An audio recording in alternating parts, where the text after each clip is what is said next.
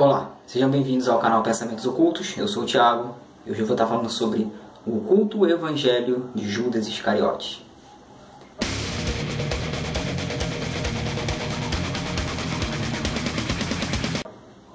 Fala galera, bom, hoje eu vou fazer um vídeo curto falando um pouquinho sobre o evangelho de Judas, né, que eu baixei em PDF, é bem pequeno, quem quiser ler é bem interessante. E sabe aquele Judas que o pessoal falava que queria que Jesus fizesse uma revolução contra Roma, que vendeu Jesus por 30 moedas de pratas, que era ganancioso e tal, e que era o traidor, né? Nesse evangelho é contado de forma diferente. Bom, esse evangelho foi achado, né, faz parte dos manuscritos que foi achado em caverna, né? Há mais ou menos 1,7 mil anos atrás, claro, e no Egito, né? E o que acontece? Esse nome Judas Iscariote, provavelmente era da cidade Iscariote, né? Próximo a Hebron, que ficava ali, né, na Judéia, que era mais ou menos 5 dias de viagem até Galileia. Então na Judéia eles tinham uma coisa de intelectual, achavam que eles eram superior lá, e como os discípulos difundiam esse evangelho, provavelmente ele também foi um grande difusor do evangelho de Cristo, né? Então ali no evangelho de Cristo já começa com ele falando com os apóstolos, né? Jesus falando com os apóstolos, rindo deles porque eles estão fazendo rezas e repetição, né? Estão achando que estão agradando a Deus assim, então, né, Jesus vai lá e fala isso para eles, e eles ficam meio irados, e Judas é o único que compreende. Vendo que Jesus compreende, diz para ele que ele tem possibilidade de ter grandes conhecimentos de que Jesus passaria para ele, mas por isso ele iria sofrer. Então Jesus vai até nele, né?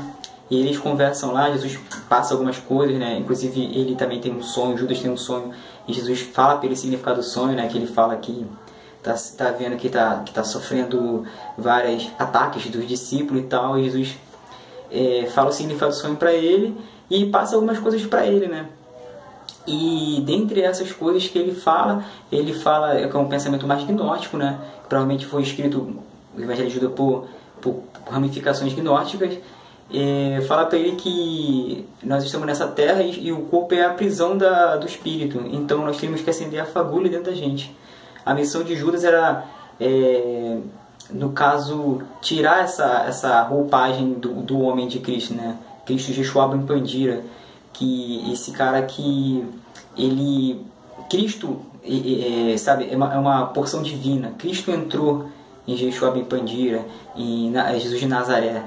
É essa luz divina que ele está falando. Quando o pessoal fala que Jesus é entre os céus, não é isso que ele está querendo dizer. Ele está querendo dizer que você vai encarnar o Cristo dentro de você, uma luz divina dentro de você. Por isso que ele fala que quando disserem que Jesus está ali, ou que eu estou ali, eu não estarei, né? Entendeu? Então ele encarna esse personagem dentro dele, né? E ele passa ali os mistérios para Judas e tal, né?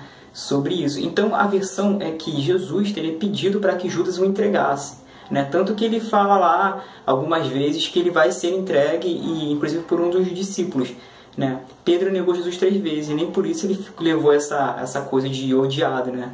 Aí disse que ele se arrependeu de verdade, que Judas não teria se arrependido de verdade e tal. Diz que Judas cometeu suicídio. Outra versão diz que Judas comprou terreno com aquela casa ali e tal. As versões meio trocadas, né?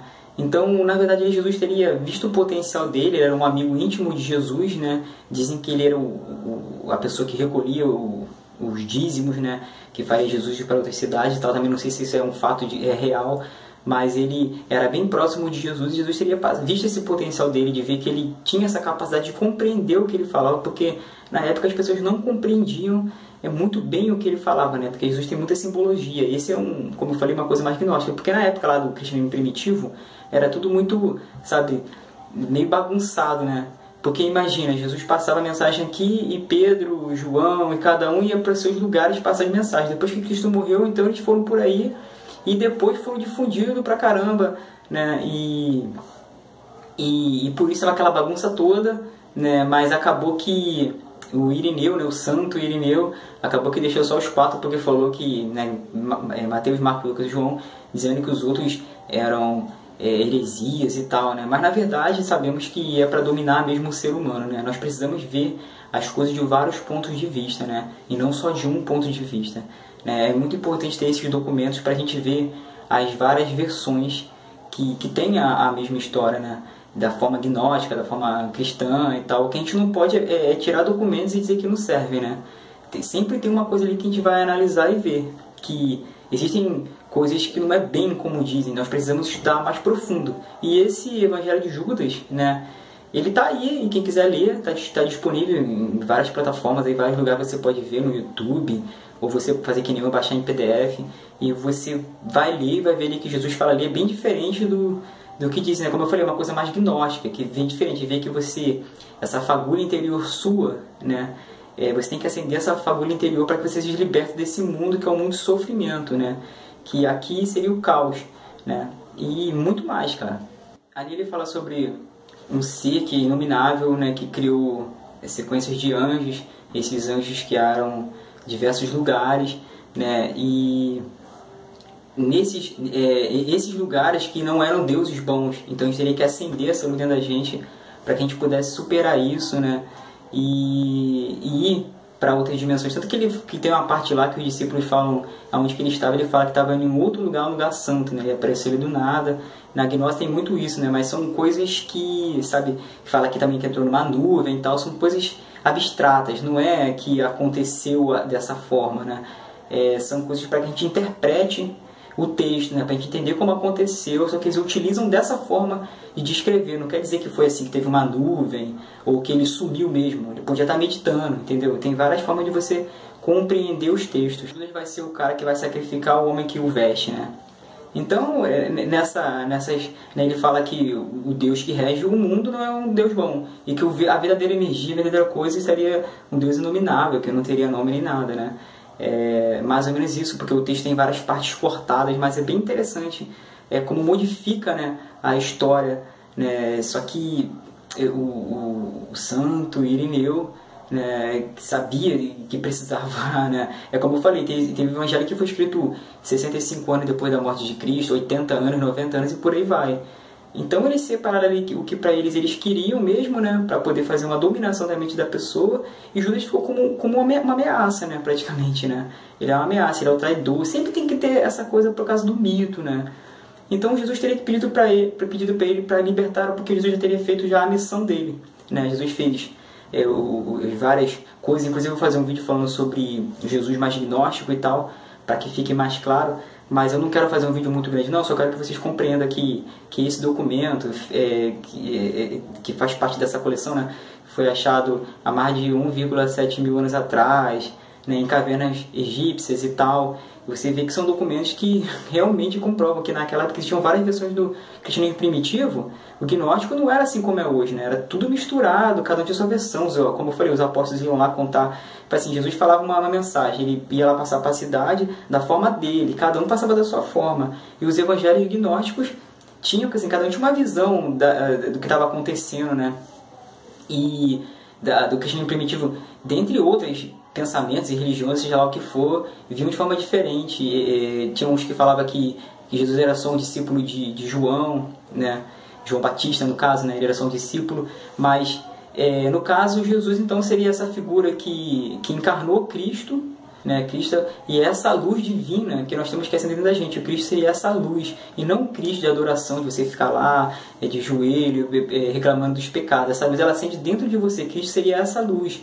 E esse ser, ele, sabe, ele assim, conseguiu acender essa luz e passava essa mensagem para as pessoas. Então, e também, Cristo também foi uma quebra ali do Antigo Testamento, né, que tinha que sacrificar animais por causa dos pecados, e ele modificou a história assim, ó, virou a história toda. E claro que hoje em dia, né, as pessoas, e mesmo aqui nesse Evangelho de Jesus, ele fala que vão usar o nome dele para destruição, para guerra, para morte, como sempre fizeram, né? Vão usar o nome de Deus. Pode ver que as maiores guerras aí sempre tem, né, alguma coisa de religião, alguma coisa assim de Deus, colocam Jesus, utilizam disso aí para o ódio, para o preconceito, para a homofobia, dizendo que Jesus não tem nada a ver. Essa luz ela vem de dentro de você, né, para nos libertar desse sofrimento, porque de fato nós estamos no mundo e não tem como não sofrer. A pessoa pode falar assim, não sofre, é impossível. Se a pessoa falar que não sofre, todos nós sofremos, todos nós estamos na carne, sujeitos à morte, à doença, a ver os nossos filhos doentes ou morrendo, ou sabe, trabalho, cansaço. Então não tem como você ser feliz aqui, não existe essa felicidade aqui, é praticamente impossível. Então, assim como o Osho, como o Buda, muitos falavam que você tinha que o negócio estava por dentro e não por fora, sabe? Bom, mas o que importa é que esse Evangelho de Judas ele modifica completamente a visão de que Judas seria o traidor. Judas não seria o traidor, né? Mas a história é contada por vários pontos de vista, né? Quem ganha a guerra ele conta a história, então é complicado, né? Eles contaram a história dessa forma, né, que Judas era apenas o traidor e tal, e na verdade não foi bem assim que o Evangelho de Judas fala. Mas aí se a pessoa falar que é gnóstico não vale, depende de que cada um vai achar. Mas na verdade é que, como eu falei, naquela época tinha várias ramificações, dentre delas tinha gnóstico, tinha várias interpretações, tem texto que fala que Jesus flutuava quando era mais novo, fazia mágicas e tal, sabe, fazia magias, então depende muito do contexto, né? As pessoas têm essa coisa de levar mesmo, de exagerar o que estava acontecendo ali no momento, né? É um mito, né? Um mito ele morreu, ressuscitou e tal, e aí criou-se, depois que ele morreu, todo o mito dele, né? Como eu falei, foi escrito 65 anos, 80 anos, 100 anos depois de Cristo, então criou todo aquele mito ali, e sabendo que podiam dominar através da religião. Você não vê que os pastores fazem nas igrejas, roubam pra caramba, iludem as pessoas, dizem que você sendo Jesus você não vai mais sofrer. Você cansa de ver carro de som passando na rua dizendo vai pra igreja tal, acaba com o seu sofrimento, e não tem nada a ver com isso, é uma interpretação completamente errada do que ele estava falando ali. Ele estava falando sobre acender essa luz dentro de você e não você ficar se prostrando, virando um escravo, e nem ficar achando que porque você aceitou Jesus, que não tem nada a ver, mas aceitou Jesus, não vai mais sofrer, que a sua vida vai ser maravilhosa, que você vai ter... É isso que eles estão pregando aí, que você vai ter carro, que você vai ter casa, que você não pode passar fome, você não pode passar dificuldade porque você é o Filho de Deus. E a mensagem de Cristo não tem nada a ver com isso, né? Eu sei que fugiu um pouquinho do tema, mas o lance todo eu estou explicando isso porque é um lance gnóstico, e o gnóstico vem de outra forma do que os cristãos veem, né? Não vem nada desse negócio aí que eles falam, é bem diferente. Estou tentando explicar mais ou menos para vocês esse lance. Então, vou fazer um vídeo pequeno mesmo, só para falar para vocês. Bom, então o importante é que a gente veja por vários pontos de vista as histórias, não que a gente se prenda por um lado só, né? A gente tem que ver, sabe, além do que a gente possa conseguir, sabe, enxergar e apalpar. A gente sempre tem que ir além, não pode se apegar a nada, né? A mente que fica parada, ela forma um pântano, então tem que estar sempre pensando, sempre vasculhando, e é muito importante esses evangélicos apócrifos, né, gnósticos e tal, que é mais pro lado do ocultismo e tal, que tem uma interpretação mais pro lado ocultista, mais pro lado gnóstico, mas que é muito válida para os estudos, né? Então, valeu galera, depois eu faço um outro vídeo aí. Esse aqui foi só um resumo do que é o Evangelho de Judas.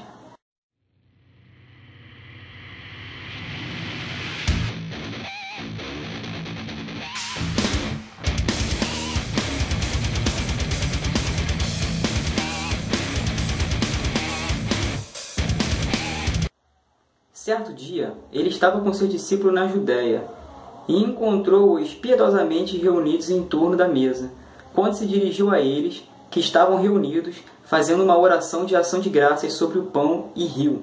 Os discípulos disseram-lhe: Mestre, por que ris sobre nossa oração de ação de graças? Fizemos o que é certo. Mas no que ele respondeu-lhes: Não rio por causa de vós. Vós não fizeste isso por própria vontade, mas para louvar o vosso Deus. Eles disseram: Mestre, tu és o Filho do nosso Deus. Jesus, porém, disse-lhes: De onde vós me conheceis? Em verdade, digo-vos que não há geração nenhuma dentre vós que me conhecerá. Quando seus discípulos ouviram isso, ficaram zangados e começaram a ficar furiosos, ameaçando-o em seus corações. Ao ver sua falta de compreensão, Jesus falou-lhes: Por que esta notícia vos irrita? Vosso Deus que está convosco provocou vossa ira em vossas almas. Aqui tem a parte que pula o texto, né? Deixai cada um dentre vós que é forte o suficiente para produzir o homem perfeito dentre os homens, e conduzo-o ante da minha face. Todos disseram: Nós temos força, mas seu ânimo era muito fraco para enfrentá-lo. Com exceção de Judas Iscariotes, ele foi capaz de colocar-se à sua frente, mas não conseguiu olhar em seus olhos e baixou a sua cabeça. Judas falou a Jesus: Eu sei quem tu és, de onde vieste. Tu vês do reino eterno, de Barbelo, e sou indigno de pronunciar o nome daquele que te enviou. Sabendo que Judas produziu algo sublime, Jesus falou: Afasta-te dos outros, e eu te revelarei os mistérios deste reino. Tu tens a possibilidade de chegar a esse reino, mas passarás grande sofrimento. Do contrário, algum outro terá que cumprir a tua tarefa, para que os 12 possam voltar a ser um só em seu Deus. Judas, porém, disse-lhe: quando tu me velarás essas coisas? Quando irromperá o grande dia da luz dessa geração? Mas quando ele disse isso, Jesus desapareceu.